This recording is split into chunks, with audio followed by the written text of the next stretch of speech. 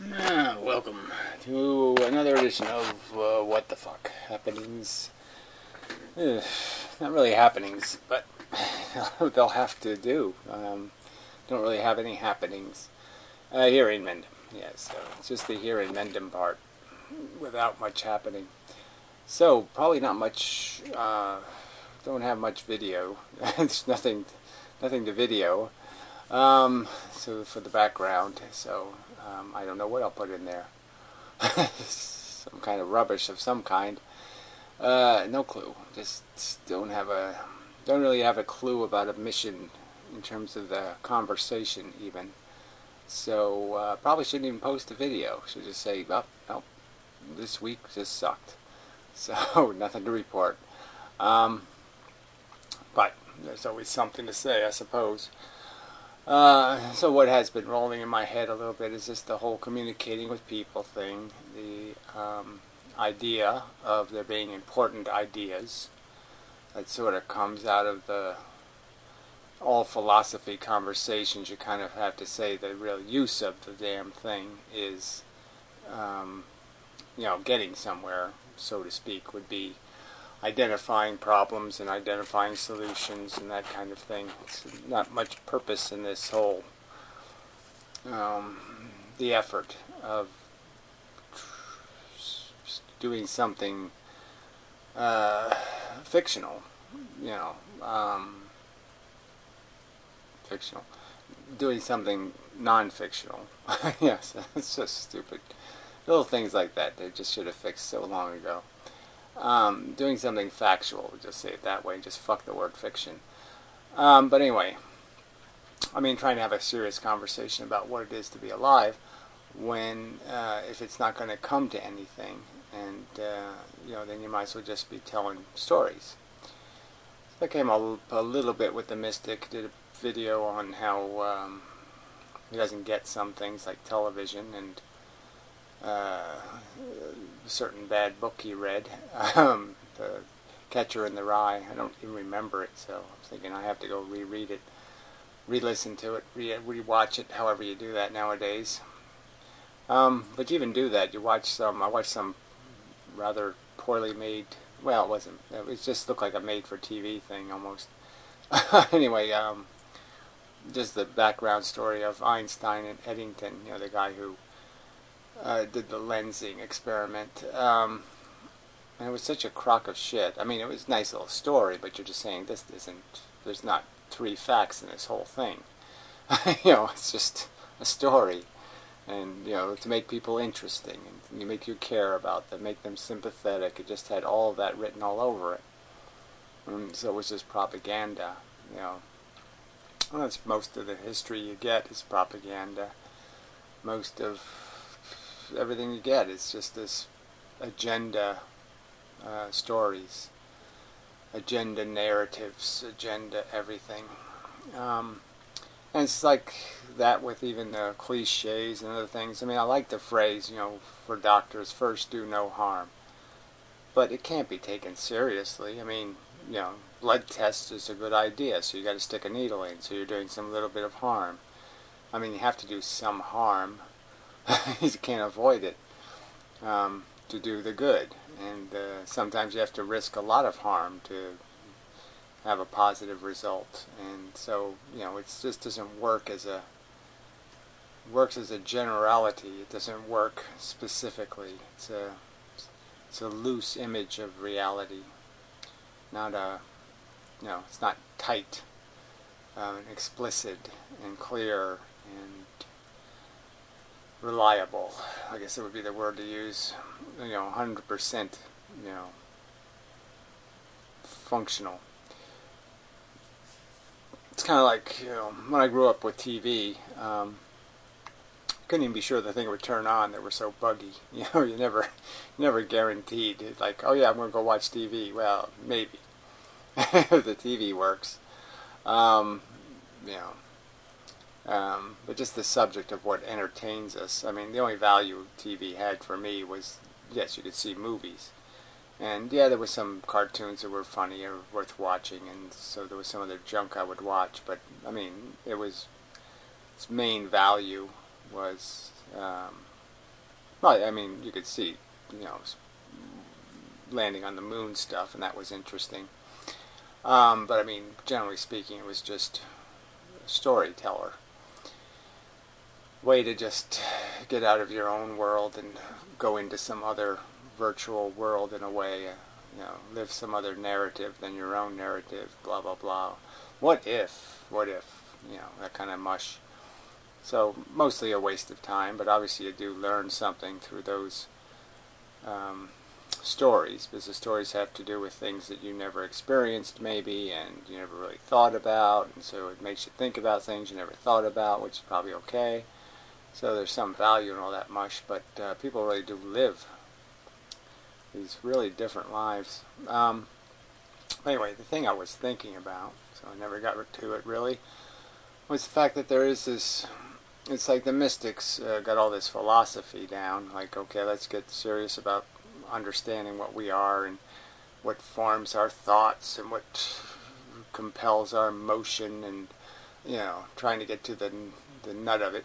What's the real mechanism that's squeezing us, turning us. And it's all this mechanical stuff based on a lot of these routines. And so the routines of what it is to be a person have changed over time. So we can be a lot more different kinds of people than people could be in the past, because they get burned as a witch, or they get killed as a homo, or you couldn't be too different. And so yes, you can be very different now, and usually that's okay, as long as you don't mind some hurt feelings. That's all that's going to happen. No one's going to kill you, usually. So anyway, that's still not getting to the point. But the real bottom line is, so if you want to really get to the truth that matters, so that's sort of related to what I was saying in the beginning, like what good is it if you don't get to some truth that matters? So you end up with a conclusion. Let's say your conclusion is, well, there's smart people in the world and dumb people in the world. No, you wouldn't end there. I mean, that wouldn't be where the conversation stops. That's where the conversation sort of starts. Like, okay, if we've established that as a truth, what's the implications of that? What does that mean? And you can kind of say, obviously, in the world's run by certain people, and those people should be smart ones, not dumb ones. That kind of becomes the rule. You shouldn't, idiots shouldn't be president. Kind of obvious. There should be mechanisms that prevent that, obviously. And there also has to be the thing of recognizing that what makes the difference between a smart and dumb person. Well, a smart person recognizes that messes don't clean up themselves, that broken things don't fix themselves, that somebody has to do it. Dumb people can fall for the elves will take care of it, the determinism will take care of it, it'll happen all, because it will. They'll satisfy with that kind of answer, where smart people know, no, it's not going to just get fixed. That's not going to happen. It's going to get fixed in a specific way based on specific actions. And, a smart person, like I said, is the one who's got the liability of knowing these truths, that it isn't going to get fixed unless you fix it sometimes. And that's just a truth, that you have to do something, that you're part of the determinism that ends in a good result. And if we are determined to fail, it may be that we fail because you didn't recognize your role. You didn't recognize that you played a part in the sense that you failed to do something, and that failure was just as real as success. In terms of an action, it was just as real as you going to the war and shooting the gun and pulling the trigger and the bullet goes into Hitler's head or something. Obviously, if you're not there, you can't do that. And if that was a doable thing, in the sense it's not out of the realm of reasonable possibility, smart people can just understand that, well, if I'm doing far less than I could, in the sense that I can imagine myself doing more, then I'm obviously perhaps missing opportunity to have been critical to a great success, and instead have been critical to a great failure. And smart people can do this little bit of thinking, and it's worrisome.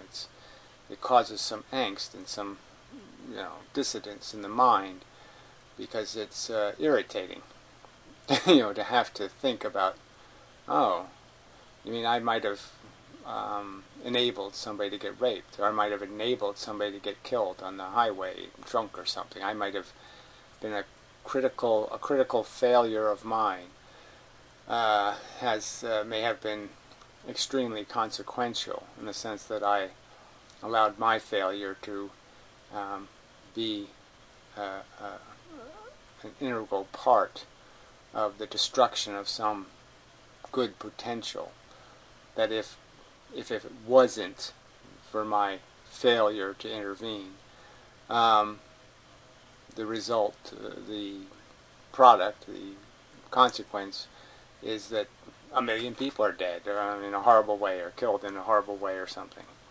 I mean, little shit like that. I mean, that's, smart people are carrying that responsibility, that understanding, as a minimum, as just an understanding. I mean, I think the mystic's smart enough to do that bit of addition, and to figure out that clearly how his brain does its calculations is going to be consequential, whether he likes it or not. Consequential in all the things that he didn't do that he could have done, just as well as the things he did do because he did do them for whatever reason. And that not doing is the same as doing. I mean, that's one of these, okay, you shouldn't have to be very smart to figure that out. I mean, but apparently you have to be at least minimally philosophical. You have to have a minimum perception that there is something worth thinking about to be able to get that far. You have to at least know what a thought experiment is, I suppose, to be able to understand what it is to contemplate these circumstances that aren't visible. And many of them aren't. You can't see all of your failures. You can't see all of the mess you've made without knowing you made them. I mean, just those simple things where you talked 10 minutes too long to somebody, and their interaction with somebody else later was critically different because of that 10 minutes you used up babbling about something silly and useless. Or vice versa, you kept somebody busy for an extra 10 minutes with absolute nonsensical babble and prevented them from in some way enabling some bad thing to happen.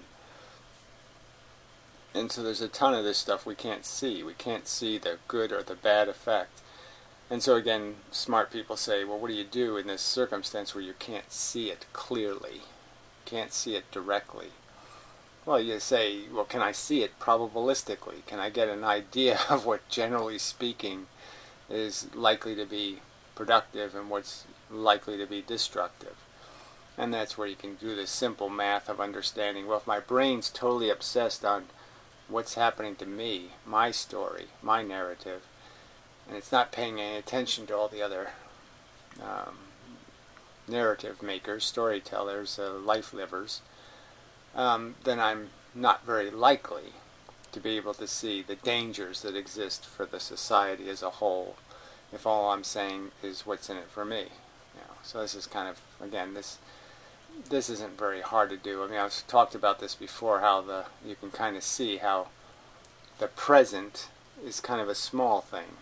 Even if you expand the present to an hour, and you say, okay, this next hour is the present, or you make it 10 days even, or a month, you can understand that all of the conscious life that will happen in, let's just say, a day on Earth by the 7 billion people, and we won't include animals now just for the sake of you being able to appreciate the story.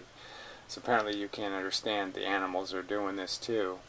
But anyway, most of you can't understand that. So that's one day of 7 billion. And that the future, in all probability, I mean, there's no rational reason to think it's all going to fall apart in a day or two and be over. They're going to be around a while, and that they're going to have 1 day, and then 2 days, and then 3 days, and then 4 days, and then 5 days. And this is how much bigger the future is than the present. So if you were to make something happen that was unpleasant in this 1 day, and it saved thousands of bad days for the future, that, yeah, you could be able to do the math and say, oh yeah, I get that. I get it. We're really stupid not to tie the shoes so the future doesn't trip on the shoelaces. That kind of logic smart people realize. And so they don't, generally speaking, okay, although I do it a lot when I'm lazy, walk around with untied laces. You do the simple things to prevent the future bigger price being paid. You do it for yourself. Why wouldn't you do it for your society? Why wouldn't you do it for any other thing that's worthy of consideration or concern? So, but again, so that's not, you're saying that shouldn't take much brains to figure out. I mean, shit. That's the, and what stops it from being figured out is that, people are just too distracted by their own story of their adventure and what they're after, and that doesn't seem to be a tool that they can use in their own personal gain life. And that really is how people are constructed, it seems, because you see that even with people who are pretending to be do-gooders and they're just pretending because they're making a nice, comfortable living at it. So they're really just making a nice, comfortable living, and it's just very convenient that they don't have to mug people to make the nice, comfortable living in the overt way. They can do it in this "I fooled you" way, where you gave me the money instead of me having to pick your pocket. But it's the same difference, because their only ambition is to get the money out of your pocket. They're not thinking about anything else except what's in it for me. So these people are not the philosophers. Now, some of them are clever. Some people might even describe them as smart, but they're not smart in the sense they haven't done any of this basic, they haven't read the owner's manual for being human. They haven't, you could say they haven't watched enough of the right television, enough of the right little memes haven't got injected, where they have some appreciation for how humiliating it is to be an asshole. And so they just don't know they're an asshole. Because they don't have any of the superficial clothes of the asshole. They don't look destitute, even though they are mentally destitute. But they can only measure failure by the superficial definitions of success and failure, and not the deeper, better definition of, did you succeed in having a brain that did processing in some sort of rational way, where you recognize these simple truths that somebody else's pain for your gain is not an ethical thing. It's not good business. It's not a good game. You can't feed off of other people's failure. You have to feed off your true success, and your true success is actually solving more problems than you create, as pointed out before also. Another simple meme, a simple statement, right? Clean up more messes than you make. Why shouldn't every human being almost be born with that little piece of knowledge? It's just like, wow, that's hard to figure out. But again, it kind of requires the idea of recognizing first that you're not the only player on the field, and that the other players aren't some sort of meaningless virtual humans that have no stake in not being tormented or tortured. So as long as you can make them into something that doesn't matter, like a Nazi or something, and therefore you can just degrade the value of their welfare, yes, it's really impossible to see playing the negative game where you get points for breaking the other players is somehow a good game. It's a stupid game. And so everything's built like that. So you're going to make that analogy, like all of sports is this huge industry, huge amounts of money, huge amounts of applause and love and all this admiration, and it's all for shit that's totally useless. Not one fucking sport emulates any constructive behavior whatsoever. It's all completely destructive. Make loser, make loser. I'm going to make him a loser. Loser, loser, loser. It's all negative. Besides that, when you win, you have no productive potential. You gained nothing from making him a loser. You didn't become better at anything useful in the universe. Not one thing. You're not. Your eyeball doesn't see a little clearer. You don't hear better. You don't do anything. You're not an aspirin. You're not even an aspirin.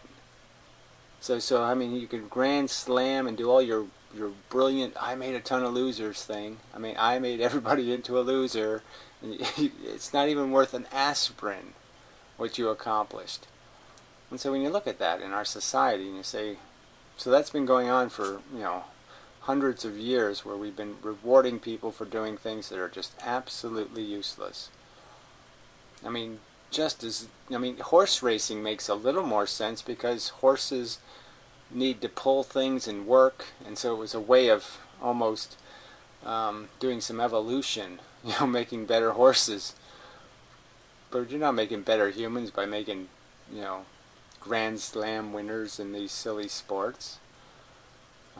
It's just stupid. All that investment, all the money spent on that, all the resources, all the attention, all the public attention,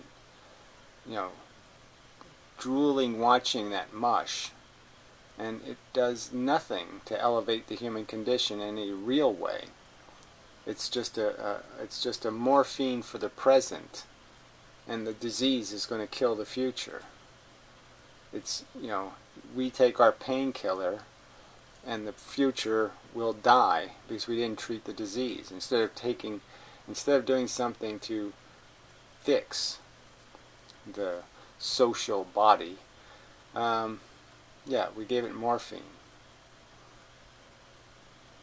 so it could die another day, a worse death, slower and harder. But that stuff's just so obvious, and everything's like that. The mystic says he doesn't like television, but he tends to think capitalism works, and the reason why television sucks is because of capitalism, frankly. The fact that it has no value or does nothing but manipulate people. It's nothing but propaganda. It can't tell a true story to save its life, because the truth isn't competitive. It's not showy enough. It's not dancing well enough. It doesn't have enough flamboyance to compete with Bozo the Clown. And you could argue science and medicine and just knowledge and education somehow can't compete with watching a tennis ball go back and forth. I mean, somehow they're that uninteresting to the common man. So yes, obviously I'd say television is the opiate of the ignorant masses kind of thing. It's just a tool now for the evildoers. But yeah, so anyway, Mystic sort of defends this capitalism thing, and it's just capitalism. It's just this television is an overt expression of what capitalism does to the character of humankind. It's just exploitation. It's just manipulation. There's just not a sincere, nothing sincere is done, nothing sincere is spoken. It just isn't an honest thing in the whole construction of it. Every bit of it is a pageant intended to maximize manipulation. So anyway, yeah, it's really quite disgusting. The world we live in is just so bad. It's just such a shithole. And again, it's, what the end is this end conclusion that humans do this living thing really, really poorly. We don't maximize our potential. We don't get the best out of each other. We don't find ways to be encouraging and enabling. We're very bad enablers for anything constructive. We're very good at enabling people to slip on banana peels and fall into quicksand. We're really good at nudging them into it almost. But we suck at doing anything constructive for each other, to each other, in these interactions. And some of that is because of the system we have to fight in. Because we just can't afford to be nice. Because you're going to get killed. Nice guys finish last. So to win an honorable fight, you have to you can't be honorable all the way through the battle, because if you are, you'll get killed, because they're going to pull out the 9mm.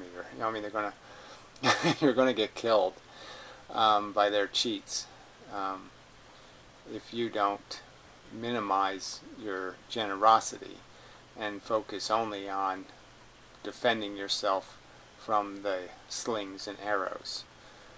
And so that becomes your primary focus, is just defending yourself against the shit, instead of being as constructive in terms of helping along the way. Because you really can't afford to. If you're going to be able to defeat them, you have to fight the war they're fighting. You can't fight the pretend war it should be. You have to fight on the battlefield that is. And you just can't afford to be a nice guy on that battlefield. It sounds like a rationalization, I suppose, for my own rudeness, because it's something expedited out of the necessity of getting to what my agenda is, and not being distracted by all the other bullshit.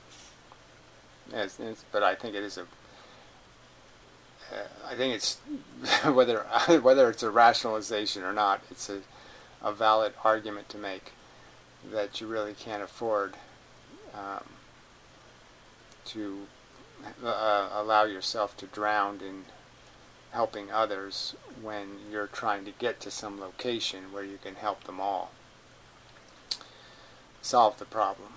And so that's this sort of, there's a, I could make hours of videos just talking about all the strategic ways of getting to the end, of realizing that we've told enough stories. The human condition is shit. Even the good guys suck. And all we're really trying to do is not be as shitty. So you can try to win the "I'm not as shitty as he is" award. And we're playing that an awful lot. That's only really the game we're playing. And the smart people should be smart enough to know that. To know there's nothing to invest in here, because it's all failure. The pain is always going to outweigh anything you could even contrive as a gain. That it's silly to spill milk and then say you're winning because you clean up half of it. And to say that's a victory. Let's do that again. Let's spill the milk, clean up half of it. That's winning. That's not winning. Smart people can see that's not winning. You're leaving way too much misery and suffering in the world, and it's a byproduct and an incident. It's you can't separate it from your storytelling. Your silly storytelling is creating all this unnecessary grief and suffering, all this unnecessary failure. Your silly gold medal is too expensive. Too many losers for the winner. That logic just should be easy for anybody to understand, and that's exactly what we're doing. We're in a contest where you get a few people to the top of the mountain. They're fundamentally just assholes anyway, and you've created this horrible blood sport to get there. All these crashes and burns for your glory moment.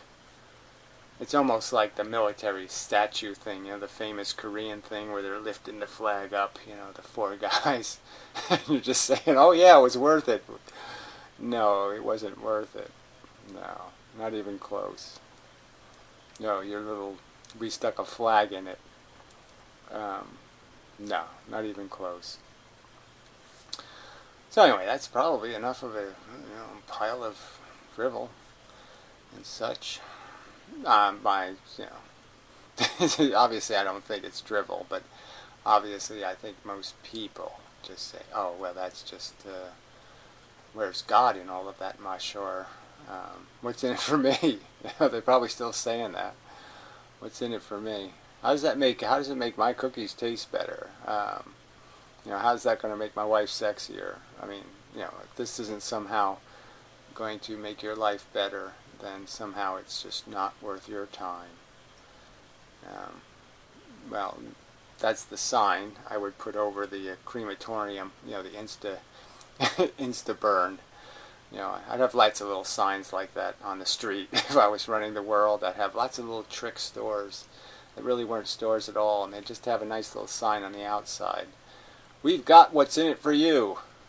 Yeah, you ever walk through that door? Yeah, they'd never walk out again. It would be a test. Are you an idiot? I'd even have a story. Are you an idiot? Just because only an idiot would go in, right? If you have some doubt, well, then you're in trouble. Anyway, that might not be true, but it wouldn't matter anyway. You kill a few marginally smart people, it's probably still a good thing. In the sense that I'm not saying the smart people are any good. I'm just saying they can know better, and that's the only hope we have, is knowing better. Is if you can know better, you can do better. Mystic. And we can know better. Smart people can know better. And that's it. That's the only game worth playing, is the knowing better game. There's no other good game to play. No other good game worth winning. No other good game that doesn't create more losers than it does winners.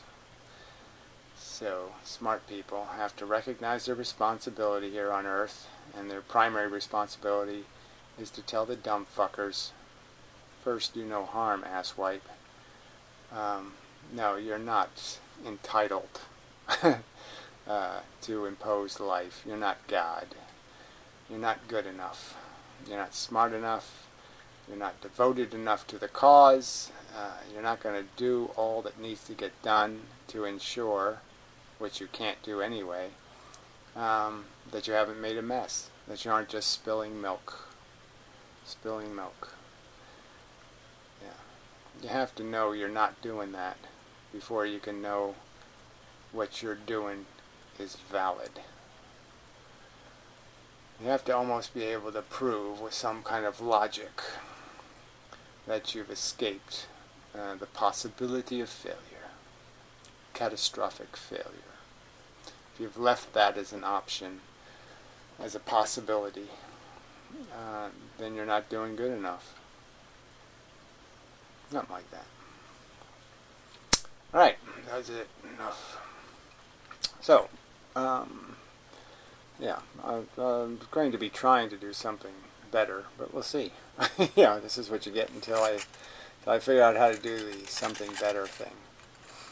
See, I mean, people do say, somebody brought up in the comments, I should do the good news again, or I should do this, or should, I think every now and then, I should do these, I should try to be funny again, and all that kind of crap. but that's just being television. That's just being another liar that dumbs it all down, mixes a bunch of toxic sweeteners into everything to make it all consumable, and it's just wrong. It's wrong, especially in the context of my past efforts at it, which have failed. So I guess that's part of it. If there was real evidence that it worked, then I'd probably do it. But there's no evidence that that's enough. Yeah. Because I'm still going to be hateable. By people who just don't want to hear about how it's not about what's in it for them. And that's really all they want to keep hearing. Just keep telling me it's all about me. And I'm going to keep telling you it doesn't really have anything to do with what's in your interest. Your interest is nothing compared to the real stakes, the real money that's on the table. There's millions of dollars in the pot, and your fucking welfare is 1 penny. Just can't be seen as worthy of getting, spending any time doing the accountancy. What's in it for the penny? No. So anyway, until next time, such. I mean, you can keep going, but it's just at some point. You either got the point or you don't get the point. Point is, we're in a mess, and you gotta have the mentality of somebody who recognizes we're in a mess.